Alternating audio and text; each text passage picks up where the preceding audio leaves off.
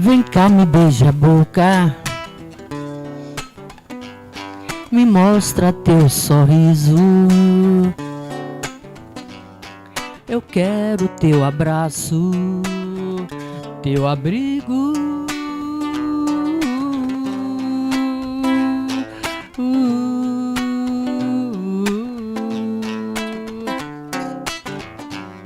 Vem cá dançar na chuva, já raiou o dia, um horizonte belo, viagens a caminho, vem amar.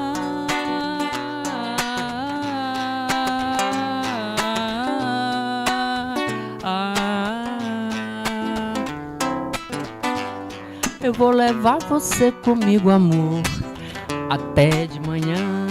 Eu vou levar você comigo, amor, até de manhã. Eu vou levar você comigo, amor, por onde eu for.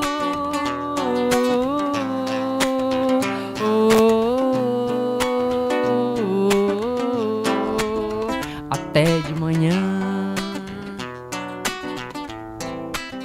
Até de manhã, por onde eu for.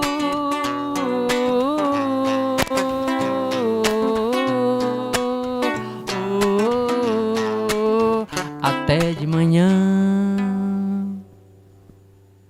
Maravilha! E sejam muito bem-vindos, muito bem-vindas, gente querida. Eu sou o repórter Advíncula Reis e estamos aqui com o programa Linha de Produção do jornal O Imparcial, dos Diários Associados, em parceria com a agência Marandu. A direção executiva é do Célio Sérgio e da Patrícia na chefia de reportagem. Muito bem, estamos aqui. Célia, maravilhosa como sempre. Obrigado. Minha amiga, minha querida. Coraçãozinho. Para nós. Quanto tempo na estrada? Ah, já faz bastante tempo, né? Eu sou da época dos anos 80, né? Que de lá para cá tem muita pedra de cantaria por aí que eu já chutei, já embalei aí nos caminhos, muita música, né? Muitas serestas, muito rock, muito reggae, um pouco de cada coisa, né? Então é uma estrada longa, faz acho que uns 30 e poucos, por aí vai. Você é embaixadora da Baixada, né? Sim, você é de Penalva. Sou de Penalva. Baixada Aquela região é Maranhense. perto de Cajari. Hã? É perto de Cajari. Próximo a Cajari, é. Mais pertinho de Viana. É. Aquela região tem... É, a região dos Dias, lagos, né? né? Dos lindos lagos do Maranhão, O né? Josias é de lá, né? Josias também é de lá. Oh, bacana.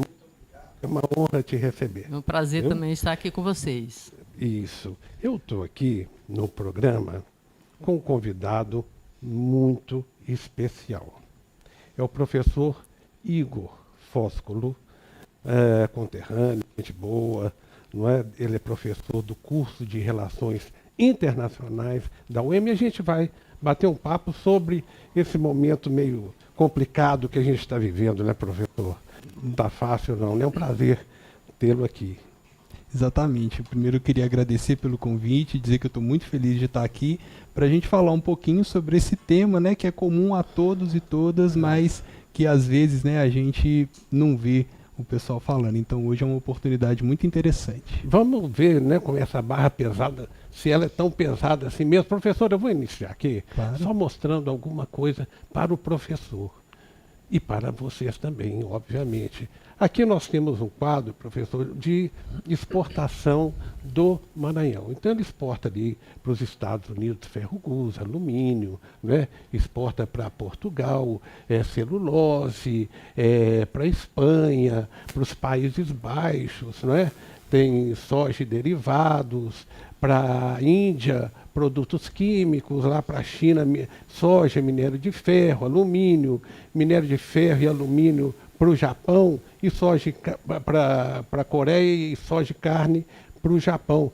E veio o tarifaço, né, de Donald Trump, que é uma coisa complicada, não é? E nesse tarifaço ficou, porque a tarifa é o seguinte, era 10%, ele aplicou mais 40%, ficaram 50%. Né? Então nós temos aqui a soja, que é um produto importante de exportação do Brasil, e o Maranhão é um produtor de soja, então temos soja, café, carne bovina, enfim, tudo isso aqui ficou tarifado.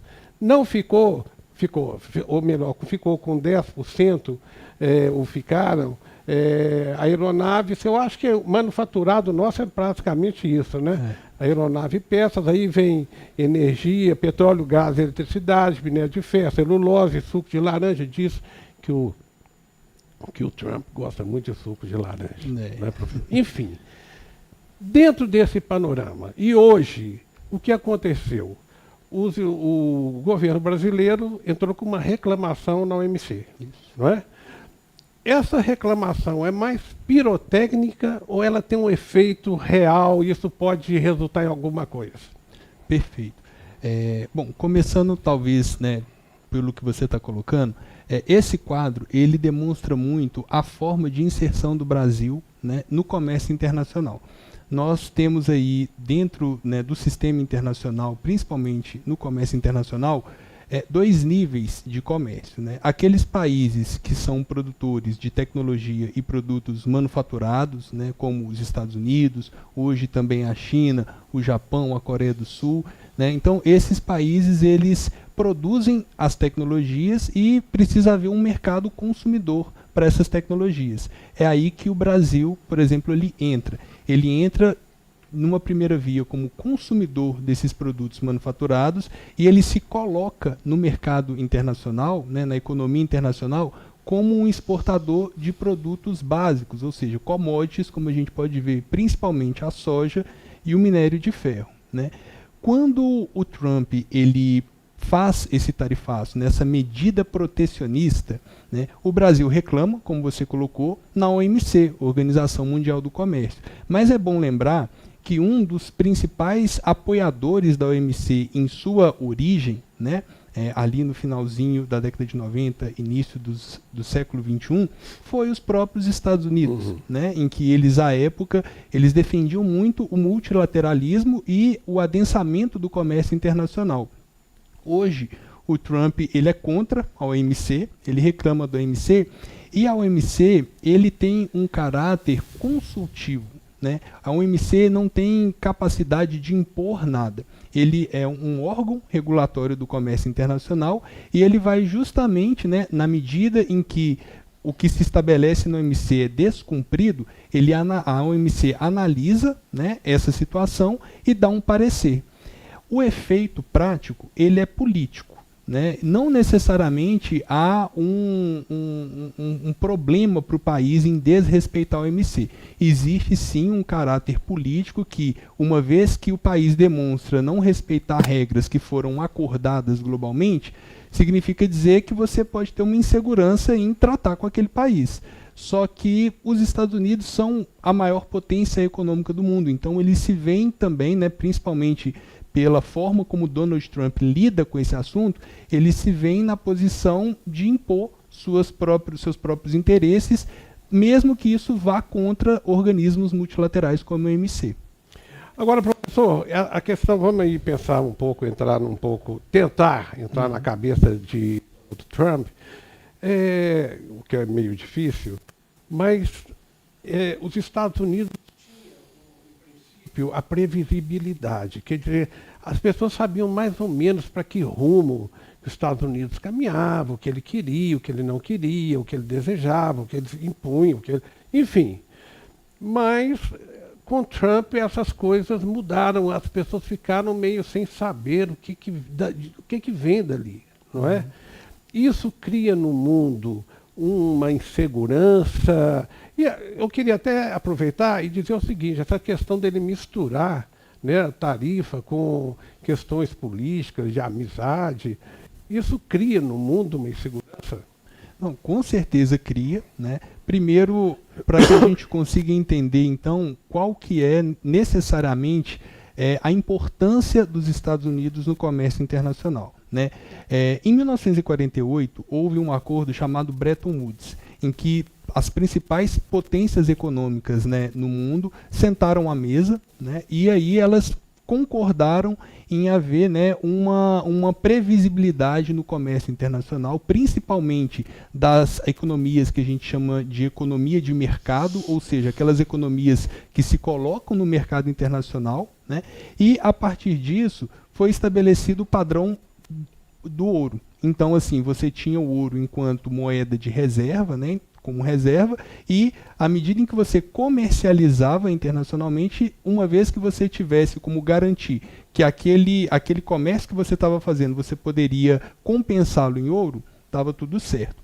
Em 1971, então, só para entender, o ouro era a grande jogada, era a grande moeda. O padrão ouro, exatamente. Tá certo.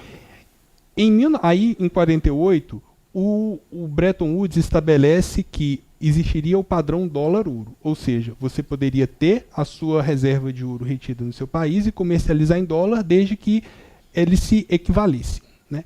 Em 1971, o presidente dos Estados Unidos, Nixon, quebrou unilateralmente esse acordo e estabeleceu o padrão dólar-dólar, ou seja, a sua moeda de reserva seria o dólar e você comercializaria com o dólar, como é o que a gente vê hoje. Então, qual é o único país que tem condição de emitir dólar? Os Estados Unidos. Então, na medida em que o Nixon faz isso, ele atrela todo o comércio internacional à condição econômica dos Estados Unidos de se colocar nesse contexto. É aí que entra o problema, né? Porque quando isso acontece, uma vez que os Estados Unidos agem de forma unilateral com essas medidas protecionistas, evitando a entrada de mercadorias na sua economia interna, você tem que os países eles ficam sem uma alternativa de comércio via dólar. Porque assim, se os Estados Unidos não estão comprando, se os Estados Unidos não estão comercializando e todo o comércio é baseado no dólar, como é que eu vou fazer, né? Então, basicamente, o que se coloca hoje é uma dependência do dólar das principais economias e o efeito, né, talvez assim, desse segundo tempo do governo Trump, né, lembrando que ele já foi presidente dos Estados Unidos, né, uma vez entre 2016 e 2020, e também teve uma guerra comercial naquela época, é que os países estão procurando se desdolarizar e uma alternativa, né, para o comércio internacional que não seja baseado no dólar. Esse excesso de protecionismo, ele tenta, de certa forma, atrair investimentos para dentro dos Estados Unidos. Ele diz, não, fazer fábrica aqui, etc, etc. Vão tirar, bom, 50%, ganhar uma grana, vamos conversar sobre essa porcentagem, aí vira 15%, igual na Europa, foi 15%. Né? Então ele tem certeza que ele vai conseguir pelo menos equilibrar as contas americanas. Me parece que é isso. Eu pergunto o seguinte, a médio prazo isso vai funcionar ou vai ser um caos ali dentro? Não, assim, existem muitas tentativas de explicar o que o Trump está tentando fazer, né? Mas o que a gente percebe é que o Trump ele tem uma preocupação muito grande em reindustrializar os Estados Unidos, né? A indústria estadunidense ela está parada pelo menos desde o final da década de 90. Se a gente for olhar para a questão de infraestrutura, investimento em infraestrutura nos Estados Unidos, aeroportos, portos, pontes, isso tudo parou na década de 70. Né? Por quê? Porque os Estados Unidos naquela época eles surfavam, digamos, na crista da onda, né? Então, assim, eles eram a potência, ainda são a principal potência econômica e tudo aquilo que vinha em termos de inovação vinha dos Estados Unidos, né? A gente tinha o Vale do Silício até pouquíssimo tempo como um expoente do que seria, né, a inteligência artificial, né, todos os aparelhos tecnológicos. Hoje não. Hoje, por exemplo, a gente viu o DeepSeek na China e daqui a pouco a gente entra sobre isso, mas a gente viu que assim, não existe mais essa hegemonia tecnológica vinda do Vale do Silício. Hoje existem alternativas. Então, os Estados Unidos, o Donald Trump, ele precisa, né, ele acredita na cabeça dele que ele precisa desesperadamente de atrair né, os mercados de volta para os Estados Unidos para promover essa reindustrialização, né? E com isso ele tem feito essas medidas protecionistas para que o empresário ele entenda que é melhor ele parar de produzir em outros países e voltar a produzir nos Estados Unidos. Acontece que o custo de produção dentro dos Estados Unidos é muito caro, né? Os salários são muito caros, né? São muito elevados e a taxa de desemprego nos Estados Unidos hoje é muito baixa, então você não tem uma demanda, né, de emprego ali, né, assim, pessoas procurando emprego para você conseguir balizar essa situação. Quem está trabalhando lá não vai querer receber, né, um salário menor. E aí o mesmo celular que é produzido em outros países a um custo X, seria produzido nos Estados Unidos com a mesma tecnologia a um custo 3, 4x, né? 3, 4 vezes maior. Quer dizer que o americano vai pagar mais. Então, o que leva isso a acontecer? Desde o final da década de 70, com a abertura de vários mercados, e esse processo ele acabou assim acelerando ainda mais com a queda da União Soviética, porque de um dia para a noite a gente tinha, né, o que era a União Soviética se transformou em 16 estados, né, e a Rússia. Quando isso acontece, né, o mercado internacional, muito promovido por um ideal norte-americano de globalização, ele começa a se integrar, né? O que a gente chama de cadeias globais de valor. Ou seja, um produto ele é produzido em um país específico, mas os insumos, né, desse produto específico, eles vêm de vários outros lugares do mundo. E a China, por exemplo, na verdade, todo o leste ali, o sudoeste asiático, se valeu muito, né, dessa premissa de cadeias globais de valor e começaram a atrair esses mercados, dado o baixo custo de produção naqueles locais e a elevada, né, demanda ali por mão de obra, né, tinha muita gente para trabalhar. Então, o que aconteceu?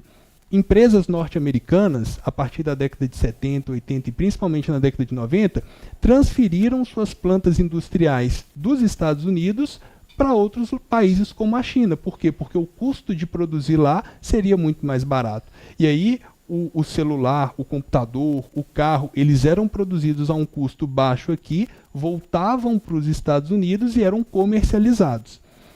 Isso gerou, né, ou melhor, acelerou a desindustrialização dos Estados Unidos, na medida em que esses países começaram a receber plantas industriais e os norte-americanos ficavam como se fossem assim os idealizadores da tecnologia. A gente pensa que vocês produzem aí, né?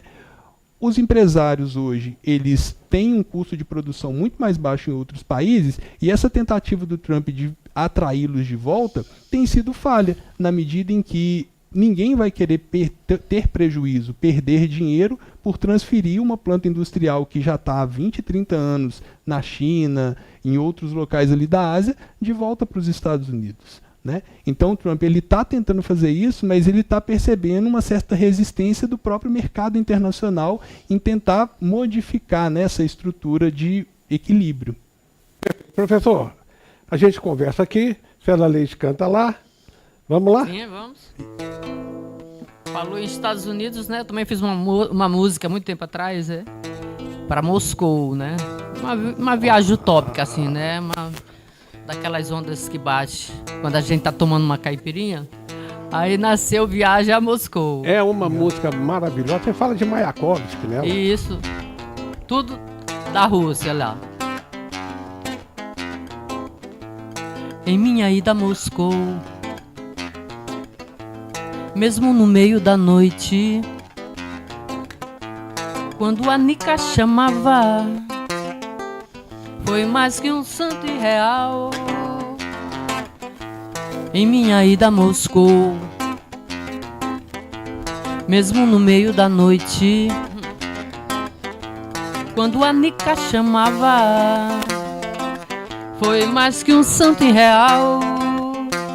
Usei minha capa czarina de ilusão, até falei a Mayakovsky, ressuscitando minhas paixões. Nada que o amor não duvide,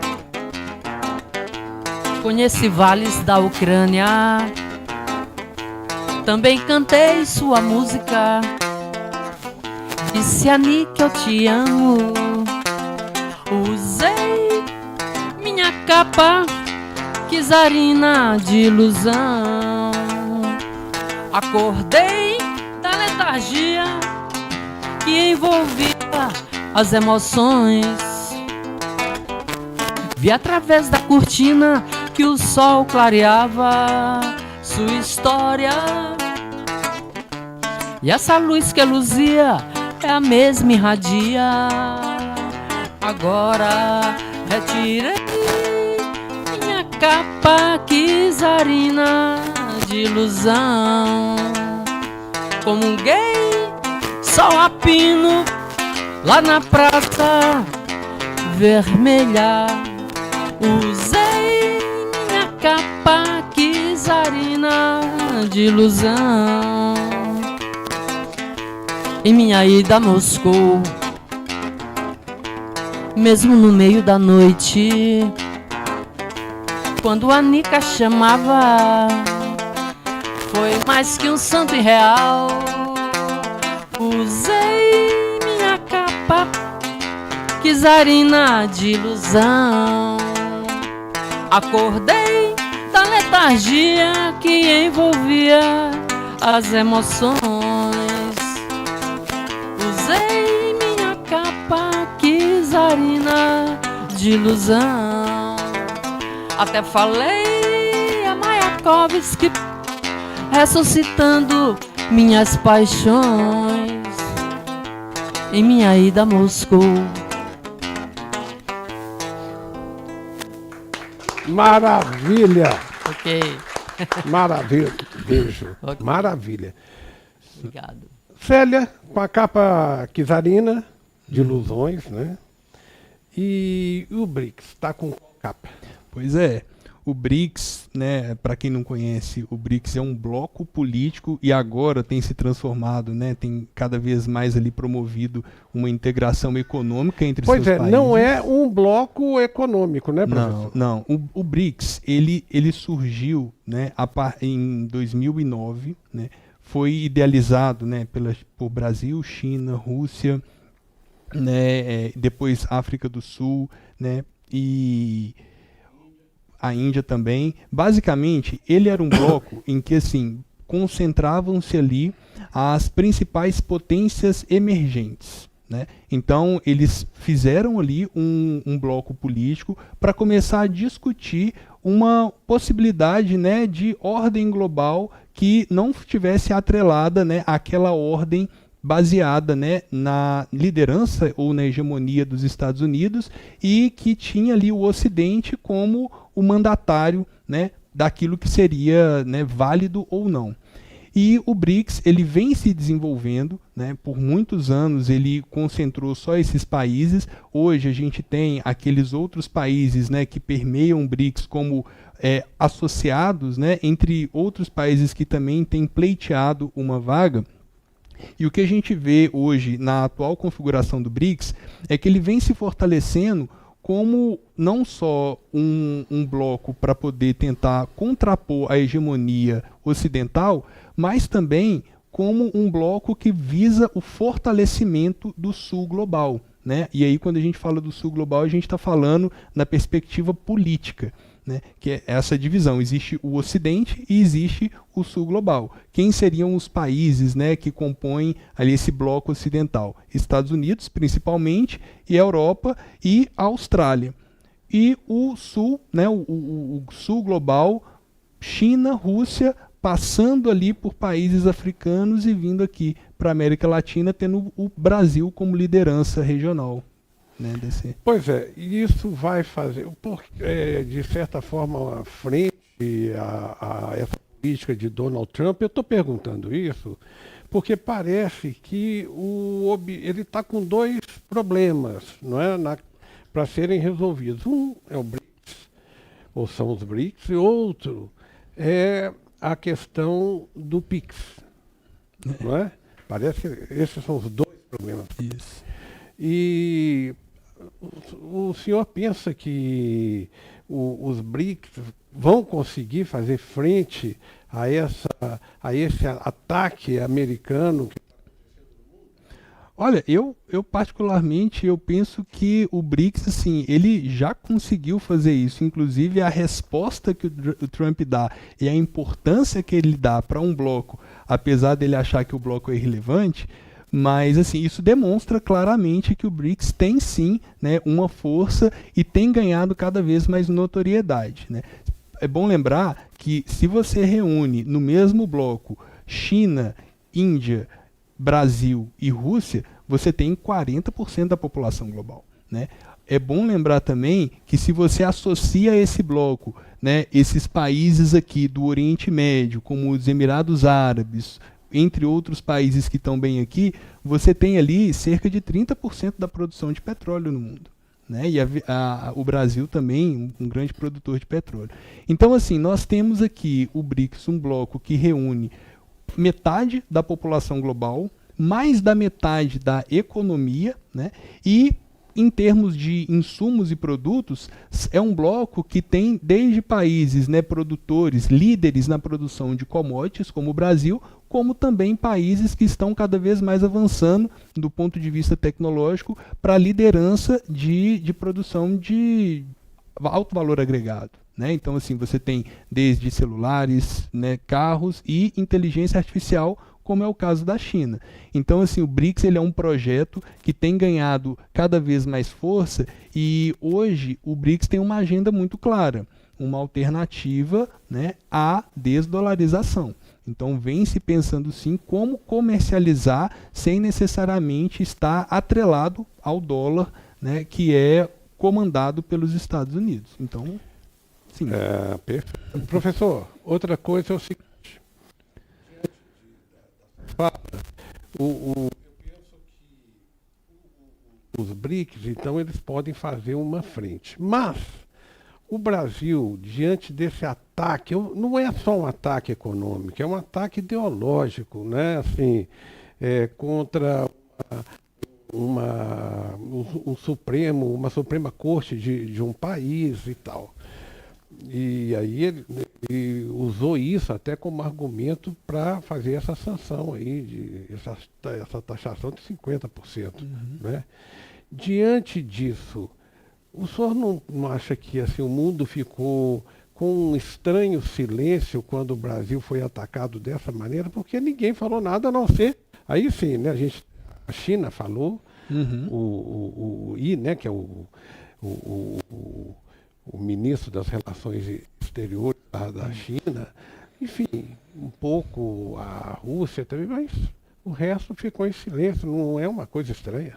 Não, pois é porque assim, o Trump, existe aquela premissa, assim, né, aquela máxima, na verdade, que quando você tem dois governos, você tem a possibilidade de 2 mandatos, o seu primeiro mandato ele é mais contido, né? Você tenta estabelecer suas alianças políticas, você tenta estabelecer ali algum diálogo com os outros poderes, e no segundo mandato, quando você sabe que você não tem mais possibilidade de reeleição, você simplesmente faz aquilo que realmente é do seu interesse fazer. E é o que a gente vem percebendo, né, nesse mandato do Donald Trump. A Constituição dos Estados Unidos, ela não permite nenhum presidente, desde 1950, a concorrer a mais de 2 mandatos. Né?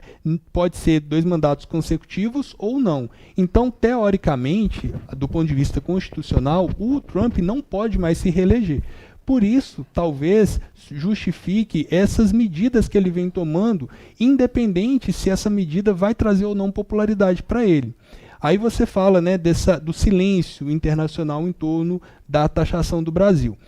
O Trump, coisa de 4 meses atrás, ele anunciou taxação para todos os países do mundo, né? Inclusive virou uma piada internacional que, assim, ilhas que não produzem absolutamente nada foram taxadas em mais de 30%, porque, assim, a taxação dele não teve um viés necessariamente político, porque, né, até Israel, que é um grande parceiro comercial, foi taxado em, se eu não me engano, 40%.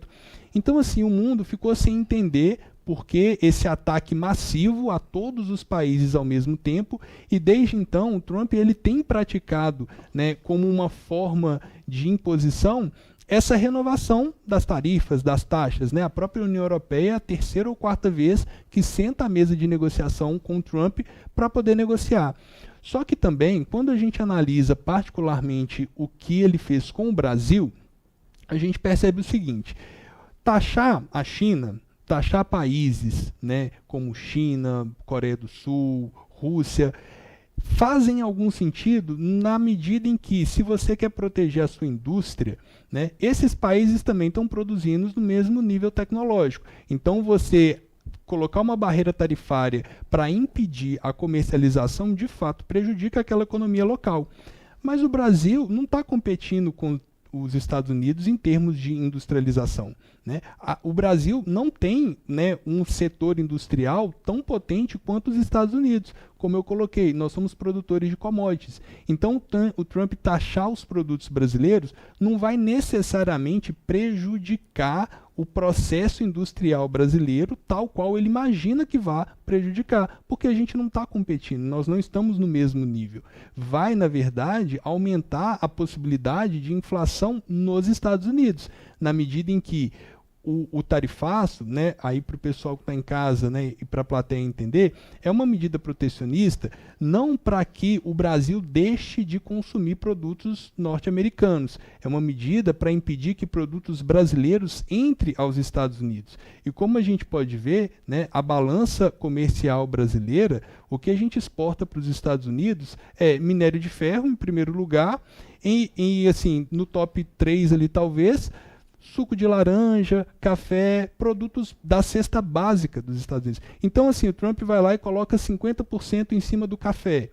O que vai acontecer é uma indústria norte-americana, por exemplo, uma Starbucks, ao invés dela ofertar o cafezinho ali a $1, vai ofertar $1,50, $2. Isso vai prejudicar o consumidor norte-americano. Agora, o consumidor norte-americano chia, né? Não, com certeza. Porque, assim, se com essas medidas o Trump tivesse conseguindo... Só um minuto, pode, claro, pode explodir o mundo. Não mexendo no bolso, tá tudo bem. Exatamente. Só que isso vai mexer no bolso. Porque, assim, o Trump, como eu venho colocando, ele não está conseguindo atrair de volta a indústria para os Estados Unidos. Então, não está havendo uma oferta maior de emprego lá, né? Os empresários, eles continuam produzindo no leste asiático. Então, assim, o Trump ele não está conseguindo aumentar o emprego nos Estados Unidos, ele não está conseguindo aumentar a qualidade de vida nos Estados Unidos e ele está encarecendo produtos da cesta básica, ou seja, a pessoa continua ganhando o mesmo tanto, tendo o mesmo emprego e ao invés dela pagar $1, $2 num cafezinho, ela está pagando mais caro. Por quê? Porque o Trump quer.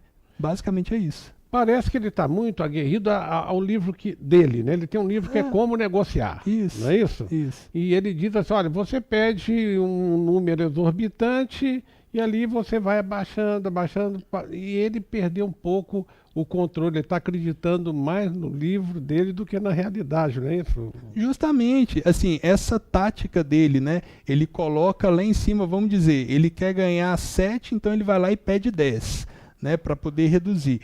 Só que, na prática, isso não funciona, porque, na verdade, poderia funcionar se ele estivesse fazendo paulatinamente, né? Ó, primeiro pega um país, impõe uma sanção, impõe uma taxa. Aí, bom, conseguiu o que eu queria aqui, agora eu vou para o outro. Mas quando ele faz isso com todo mundo, ele obriga todo mundo a renegociar e, na medida em que ele faz isso várias vezes, perde-se o respeito sobre essa ação. É a mesma coisa assim, qual foi a resposta brasileira imediata ao que o Trump fez? Né? O presidente Lula, ele foi, né, em uma entrevista, ele foi a público e falou, olha, primeiro nós vamos aguardar para ver se de fato é isso mesmo e, neste momento, a estratégia é buscar novos mercados. Porque, assim, não é necessariamente um medo do efeito disso, mas, assim, já que ele está fazendo isso, vou buscar uma alternativa que não dependa, né, do comércio com os Estados Unidos. Então ele está perdendo respeito.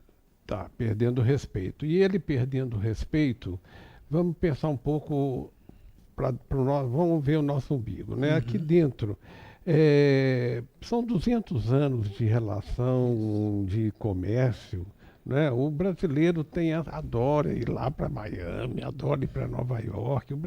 Enfim, existe uma relação quase de irmandade entre brasileiro e norte-americano.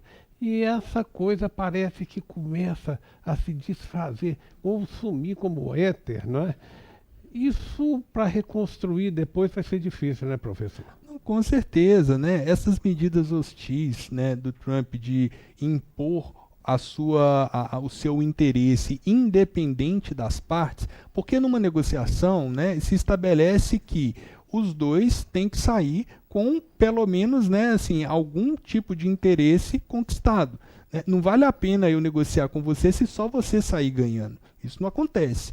Então, assim, na medida em que o Trump ele faz isso para tentar só ele sair como o vencedor, o outro lado vai ficar, no mínimo, ali ressentido, né? Vai evitar, pelo menos momentaneamente, uma relação, né? Ou uma reaproximação.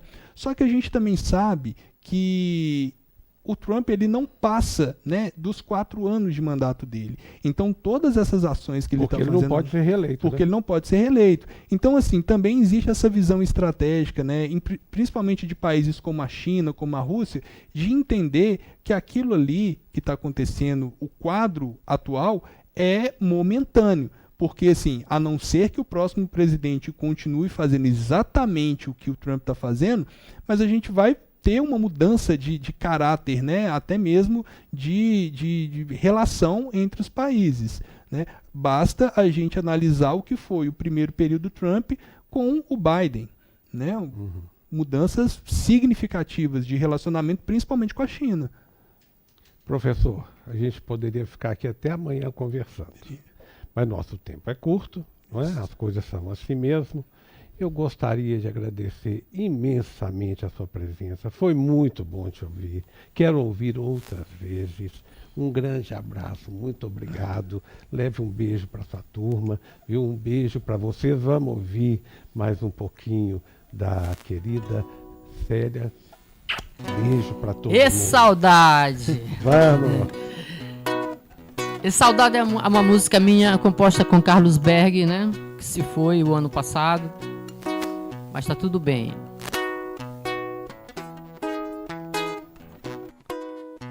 E saudade, e saudade. E saudade, e saudade. E saudade, e saudade.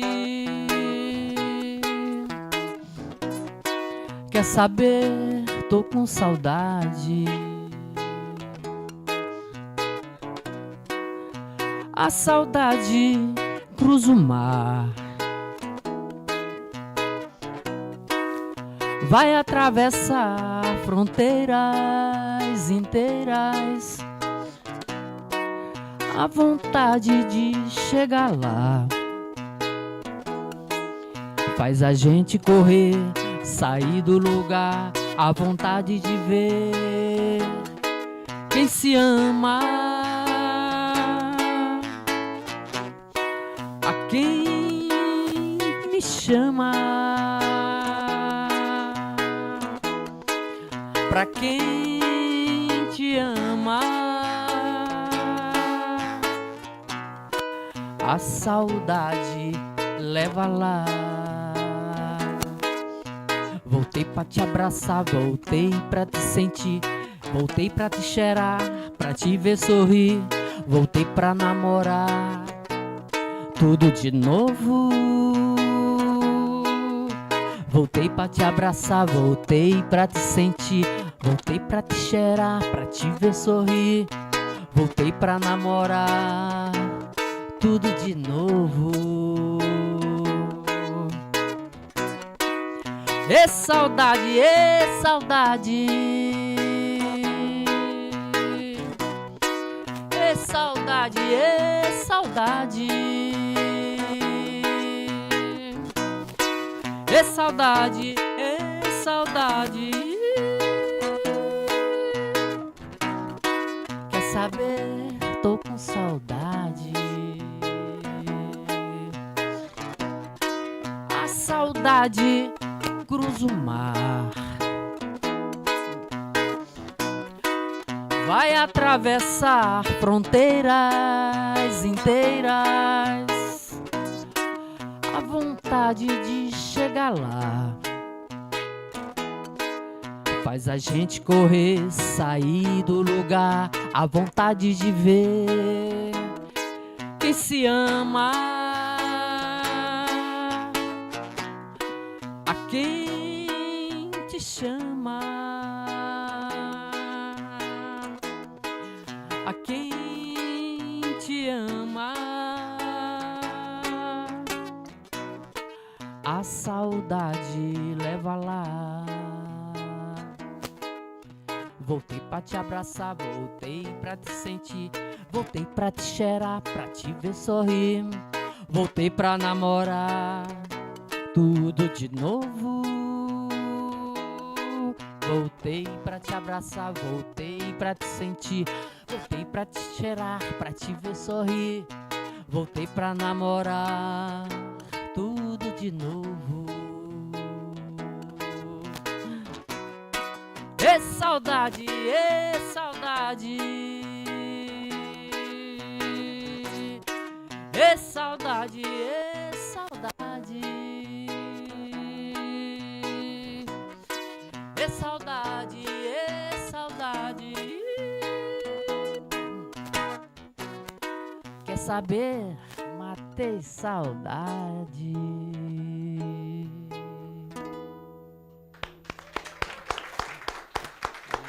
Maravilha. Obrigado. É isso aí. É isso Muito aí, obrigado. né? Uma tarde linda, né? Linda, linda. Tarde Você linda é de linda. sol. Você é linda. É isso aí. Pronto. Gente, muito obrigado.